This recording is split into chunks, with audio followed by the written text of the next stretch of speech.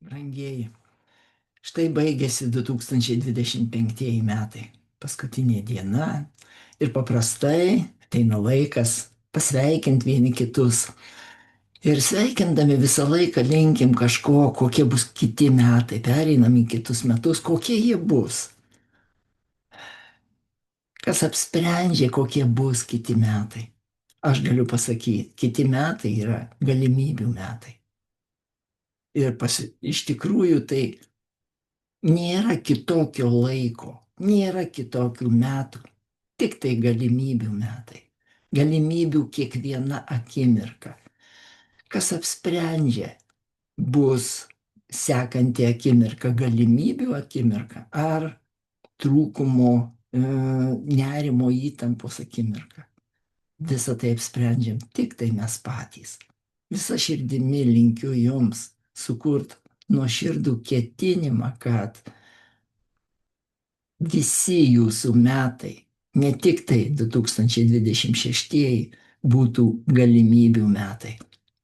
Atraskit savyje tą pusę, kuri nusiteikusi išnaudot visas jūsų gyvenime duodamas galimybės. Nes kiekvienoje akimirkoje yra viskas. Ir trūkumas, ir pilnatvė, ir gerumas, ir piktumas. Viskas yra visada. Ir kiekvieną akimirką renkatės jūs.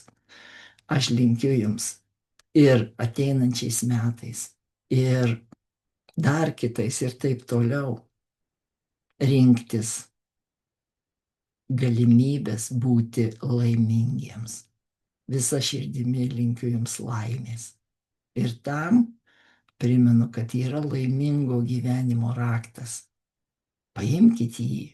Galbūt 2026 metai ir bus jūsų širdies atrakinimo metai.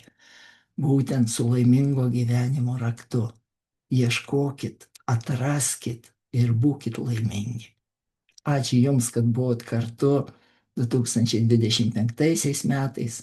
Tikiu, kad ir toliau bendrausim, bendradarbiausim ir kartu žengsim į laimę. Sveikinu Jūs ir dėkoju.